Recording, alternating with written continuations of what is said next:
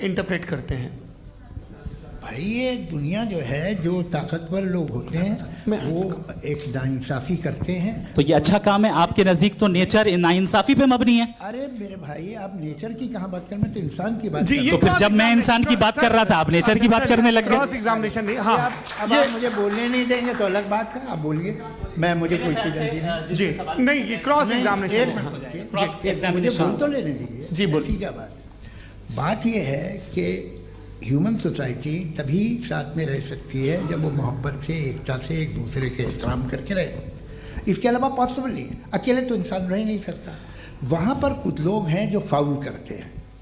वो फाउल हम हमेशा से तारीख में होता आया है। आज ये हो रहा है, जो हो रहा है बहुत बुरा हो रहा है, बहुत जालिमाना है, बहुत जाबराना है।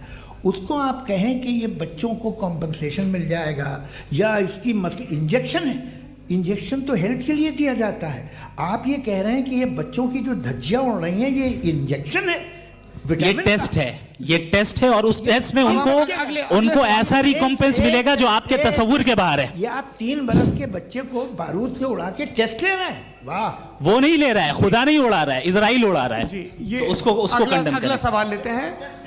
अगला सवाल लेते हैं प्रोफेसर पुरुषोत्तम अग्रवाल। मुफ्ती साहब, एक निवेदन आपसे है कि कम से कम थोड़ा सा माइक क्लोज एक रिलीजियस और फिलोसफिकल कर मैं प्लीज।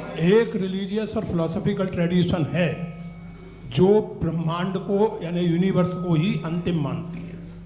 सर्वम खलु इदम ब्रह्मम, this is Chandogya Upanishad and it completely rules out the existence और नेसेसिटी, आपके शब्दों में necessity of a creator. The creation itself is the creator. तो एक मिनट प्लीज।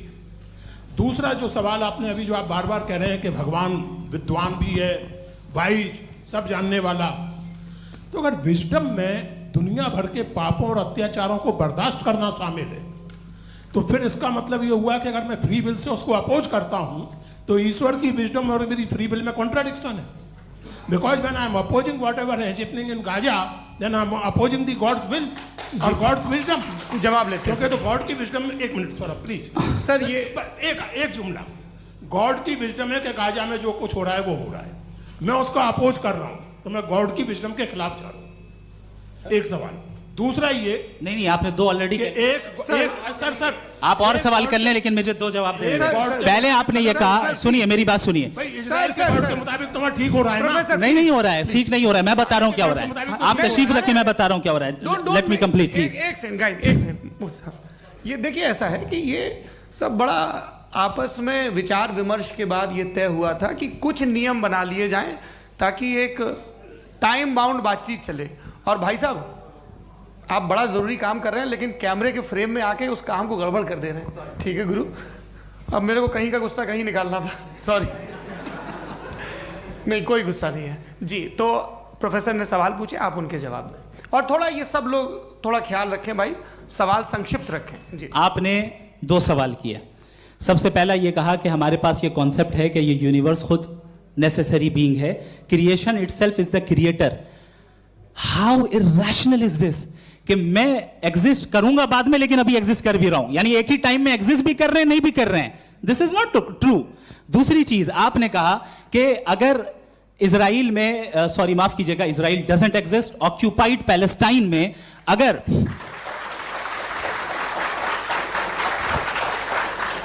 ऑक्यूपाइड पैलेस्टाइन में बच्चों को मारा जा रहा है फ्री विल की वजह से और गॉड नहीं रोक रहा, ये कॉन्ट्रडिक्शन है। ये बताइए कि एक एग्जाम में एक बच्चा गलत आंसर लिख रहा है, सुनिए, एग्जामिनर चाहे तो रोक सकता है, क्यों नहीं रोक रहा है?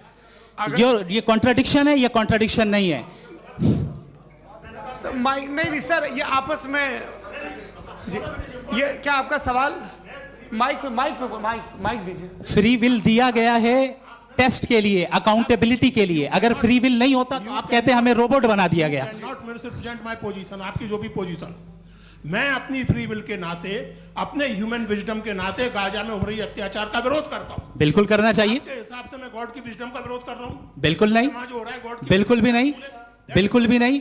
उसका वहां पर गाजा में कत्ल होना ये इंसानों के गलत इस्तेमाल का नतीजा है, फ्री विल के इस्तेमाल का नतीजा है। गॉड इसका हुक्म नहीं देता, उससे रोकता है। यही तो मसला है ना, आपके लिए कॉन्सेप्ट क्लियर? नहीं भाई, आपने तो बताया था इंजेक्शन लगाने से बच्चे को तकलीफ होती है, ये इंजेक्शन लगा। सर आप ऐसे रेटोरिक स्टेटमेंट दें तब तो कोई मसला नहीं समझते रहेंगे। This is a rhetoric statement, this is not a logical argument sir. I am sorry, I am sorry. आखिरी 30 मिनट बड़े मुश्किल होने वाले हैं। जी मुफ्ती साहब आगे बैठे हैं, इनको माइक दीजिए।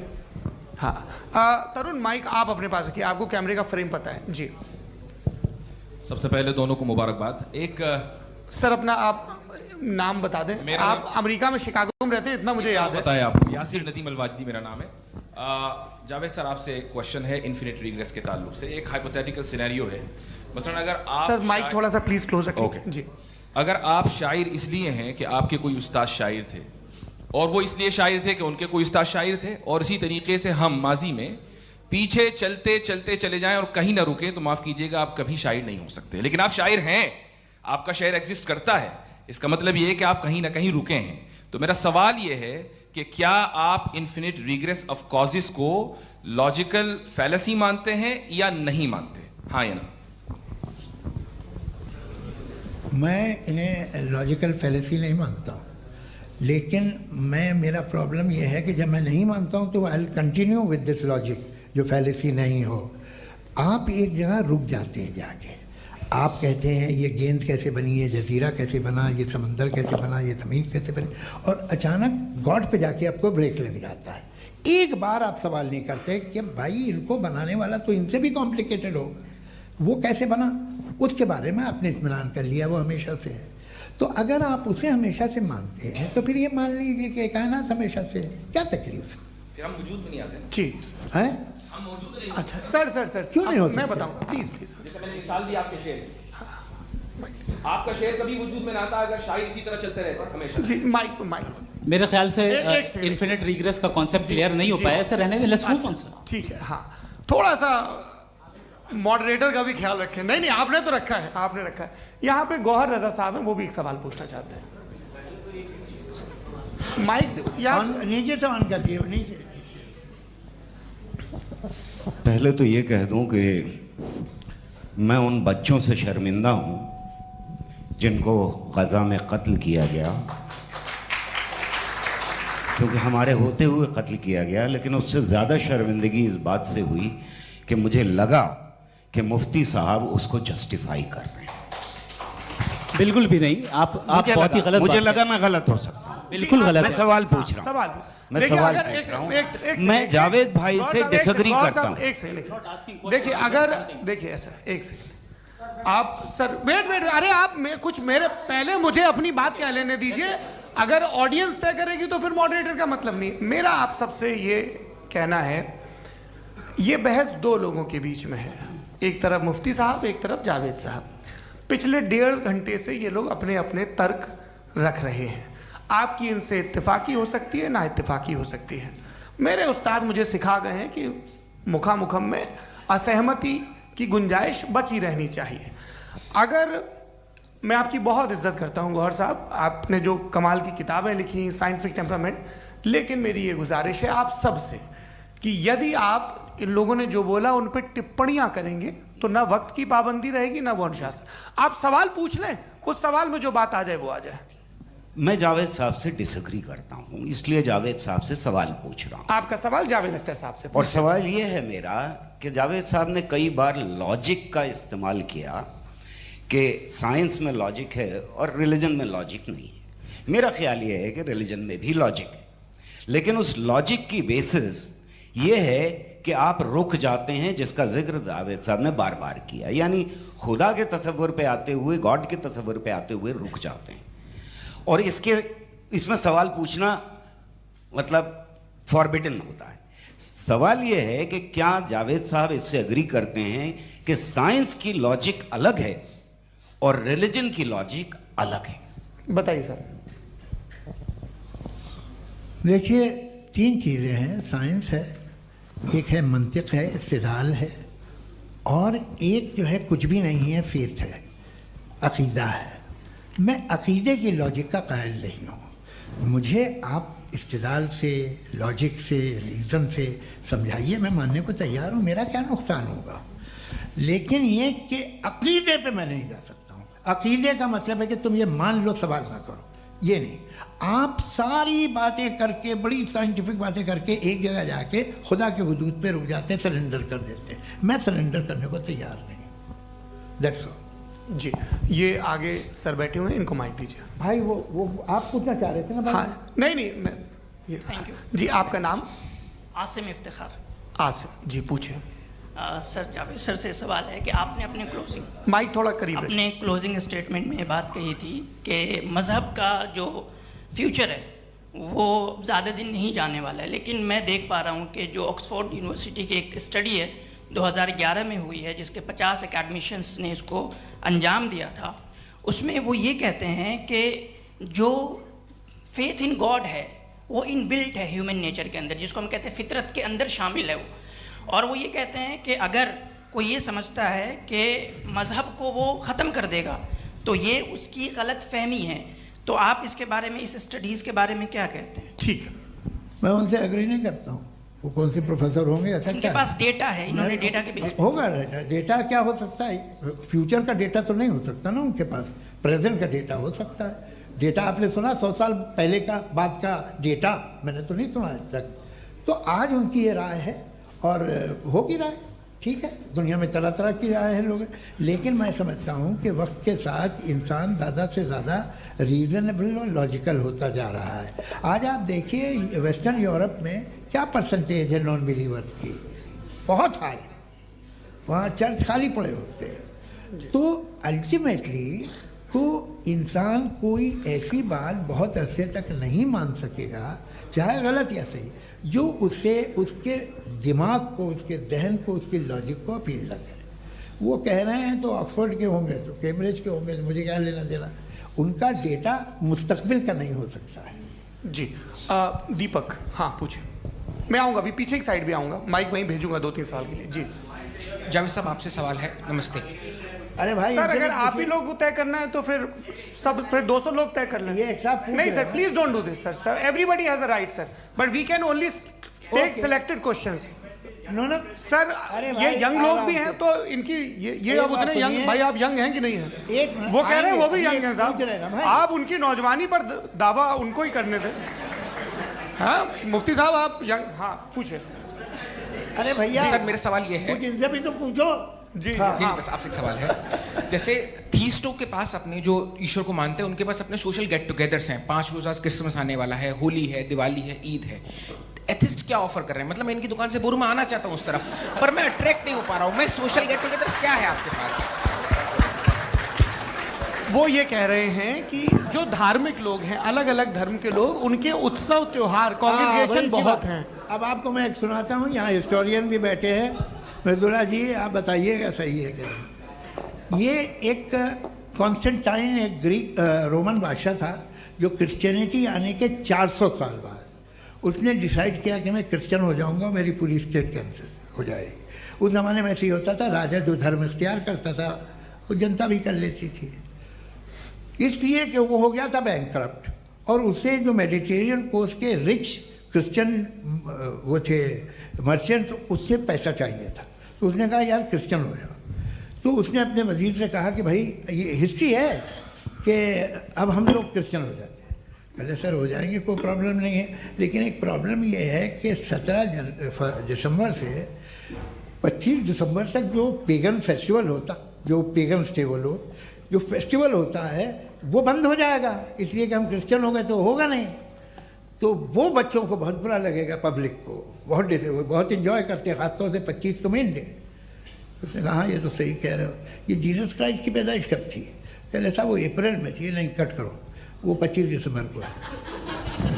ये हकीकत है जी। और 400 साल बाद क्रिश्चियनिटी के अप्रैल से दिसंबर ले आए, और इसलिए कि यहाँ पेगन फेस्टिवल होता था। अब मनाते हैं आप आराम से। ये जो सारे फेस्टिवल हैं, ये रिलीजन से, हर एक को एक इंटरटेनमेंट डिपार्टमेंट चाहिए होता है अपनी कंपनी चलाने के लिए। तो ये रिलीजन ने, ये सेकुलर त्यौहार थे जिन्हें रिलीजन्स ने ले लिया है। ये मौसम के थे, फसलों के थे, किसानों के थे, उसको आपने लेके रिलीजियस रंग दे दिया। ये कोई रिलीजन से थोड़ी आए आप। अच्छा हमें देखिए, हम तो मुल्द हैं, हम ईद मनाते हैं, हम दिवाली मनाते हैं, हम होली मनाते हैं, हम क्रिसमस मनाते हैं। बम्बई की फिल्म इंडस्ट्री की सबसे बड़ी होली हमारे घर में होती है, सबसे बड़ी ईद हमारे घर में होती है। वो हमारी सोशल वो है, हमारा हेरिटेज है। ऐसा थोड़ी है कि we will throw the baby along with the water. ये तो अच्छी चीज़ है, इन्हें रखो, जो बेकार है फेंक दो। जी हाँ, हेलो जी, मेरा सवाल नादवी जी से है। जैसा कि आपने बोला कि गॉड टाइम के भी परे हैं और गॉड इतनी कॉम्प्लेक्स चीज़ है कि उसे ह्यूमन, नादवी जी से है।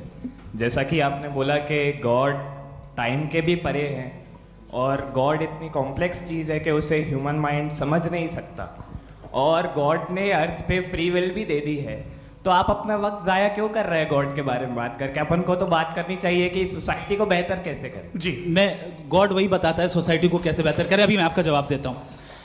आपने कहा कि टाइम पे वो एग्जिस्ट नहीं करता, सो नहीं, मेरा सवाल ये है कि जैसा आपने बोला कि गॉड बहुत ही कॉम्प्लेक्स चीज़ है। मैंने और कहा ही नहीं कि कॉम्प्लेक्स है, तो आपके अल्फाज हैं। कॉम्प्लेक्स का लफ्ज गॉड के लिए सुइटेबल नहीं है। क्यों? क्योंकि कॉम्प्लेक्स वो चीजें होती हैं जो ऑब्जेक्ट हो। God is not an object जिसको आप इंस्ट्रूमेंट के जरिए लेबोरेटरी में जाके टेस्ट करें, oh it's very complex. No, वो कोई कार का इंजन नहीं है। मेरा वो सवाल फिलोसॉफिकली नेसेसरी बीइंग ऐसी बीइंग है जो सिंपल बीइंग है। हाँ, आप उसको मुकम्मल तौर पे उसकी तमाम हिकमतों को जान ले और हर चीज को जान ले, ये पॉसिबल नहीं है, क्योंकि वो ऑल वाइज है, आप ऑल वाइज नहीं है, और वो खुदा है, वो आपको सारी चीजें बता दे, ये जरूरी नहीं। मेरा सवाल ये नहीं था, मेरा सवाल ये था कि जब गॉड इतना परे है इस दुनिया से कि उसने अर्थ पे फ्री विल भी दी है, हम सब ह्यूमंस की फ्री विल है, और जो सोसाइटी में हो रहा है वो अपन लोग डिसाइड करेंगे, तो अपन लोग डिसाइड नहीं करेंगे ना, अपन लोग डिसाइड नहीं करेंगे। गॉड जो है, गॉड ने वो उसकी जात, उसकी एग्जिस्टेंस टाइम एंड स्पेस से परे है, लेकिन वो हमारा टेस्ट ले रहा है और उसी गॉड ने हमें बताया कि तुम्हें क्या करना है क्या नहीं करना है, तो जाहिर है उस गॉड की बात सुनेंगे ना हम। जी वो पीछे एक चश्मा लगाए जो मैम खड़ी हैं, उनको दीजिए। हाँ आप जी जी बिल्कुल आएंगे।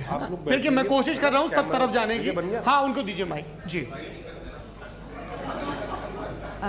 हेलो सर, मैं ओमनी प्रेजेंट नहीं हूँ, टाइम पाबंद हूँ और जहाँ तक कोशिश कर सकता हूँ करूँगा। जी अपना नाम बताइए। मेरा नाम उर्सुला है, मैं दिल्ली यूनिवर्सिटी की एक स्टूडेंट हूँ और मैं स्टूडेंट फेडरेशन ऑफ इंडिया से हूँ।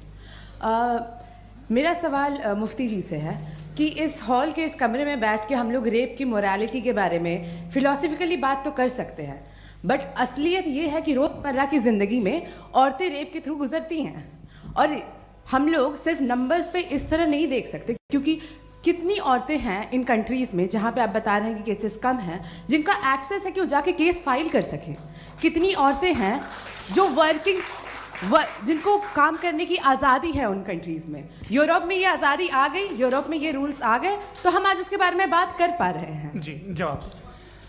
आपने ये कहा कि कमरे में बंद होकर हम लोग इस पर फिलोसफिकली बात कर सकते हैं, लेकिन हकीकत में क्या हो रहा है, वो ग्राउंड लेवल पे क्या हो रहा है जो बहुत गलत हो रहा है, और वो सफ़र कर रही हैं। आई एग्री, बहुत गलत हो रहा है, और जो गलत हो रहा है उसको हमें रोकना है।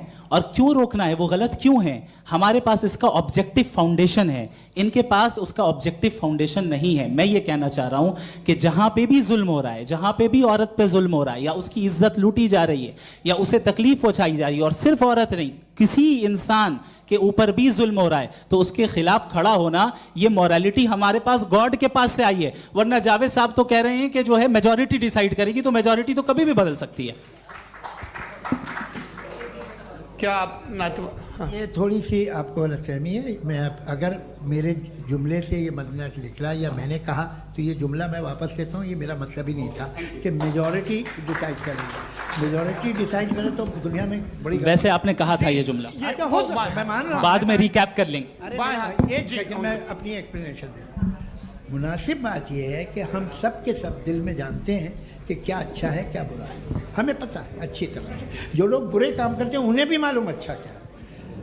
यही तो सवाल था हजरत कि फिर ये मोरालिटी आई कहाँ से? Cross examination. हाँ जी हाँ। मोरालिटी साथ रहने की डिजायर से आई है। यानी साथ रहकर जो कुछ कह दे, जो कुछ कर दे, वो हो जाएगा? नहीं तो आप कायदे से रही कर सकते हैं जब तक लोगों में मोरालिटी हो, वरना क्यास हो जाएगा। ये आपको कैसे पता? जी हमने देखा ना, जहाँ मोरालिटी का क्यास हो गया, हम देखते हैं। कहाँ पे देखते भाई हैं? दुनिया में आप जो ये- कह रहे हैं, आप ये- अभी कहीं मैं पे आप अगर लोगों गलत को हो रहा है इस बहस तो के उसको बाद आप मैं गलत लोगों देखिए। को आप सर, मुफ्ती आप साहब, मैं- एपिस्टेमोलॉजी की मुफ्ती बात कर रहे हैं, मैं ऑन्टोलॉजी की बात मुफ्ती कर रहा साहब, हूँ। मैं इस बहस के बाद फाउंडेशन आप क्या है? दोनों लोगों को चाय पे फाउंडेशन होस्ट करूंगा, वहां पे क्रॉस एग्जामिनेशन कर लीजिएगा। अभी ऑडियंस का हक मार रहे हैं आप लोग भाई, सर। जस्ट लोग हैं आप लोग।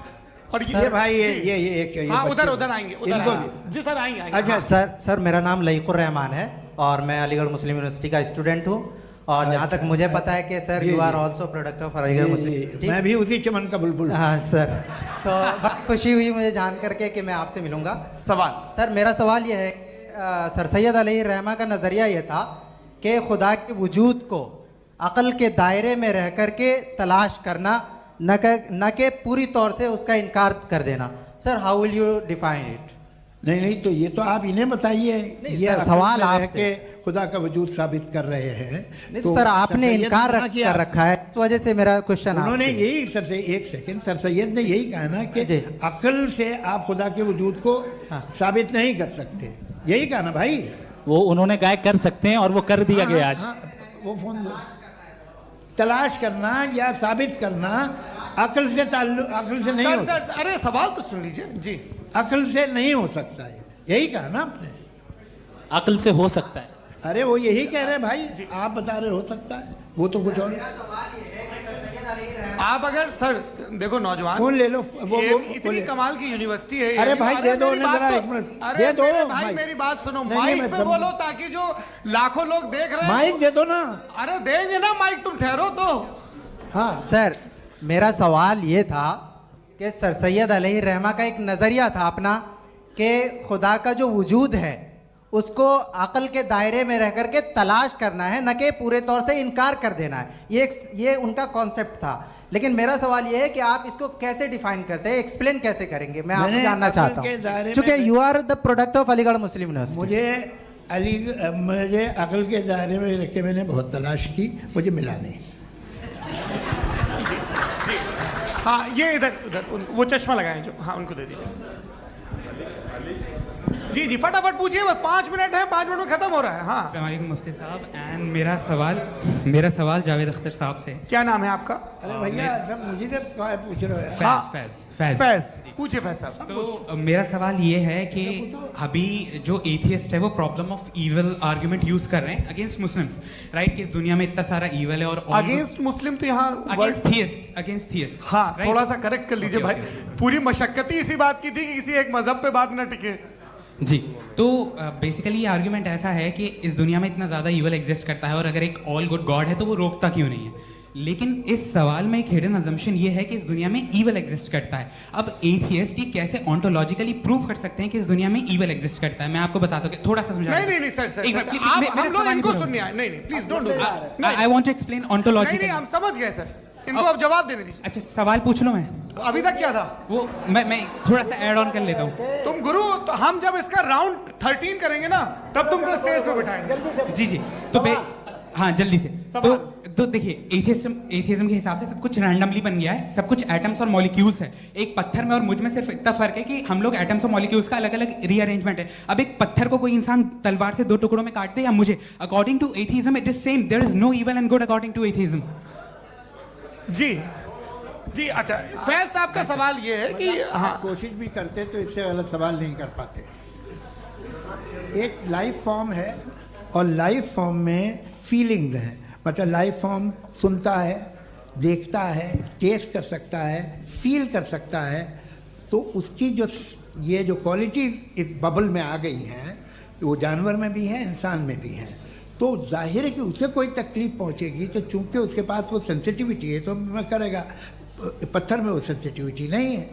तो ये क्या सवाल हुआ कि अगर पत्थर को काटा तो पत्थर को तकलीफ नहीं होती, तो आपको काटे तो आपको क्यों तकलीफ हो? बैठ जाइए। जी हाँ अगला सवाल।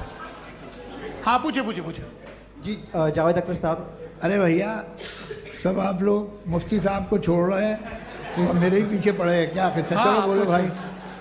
You asked how God can exist when children die in Gaza. हाँ you asked how God can exist when children die in Gaza, and you also mentioned the rise of atheism in Europe.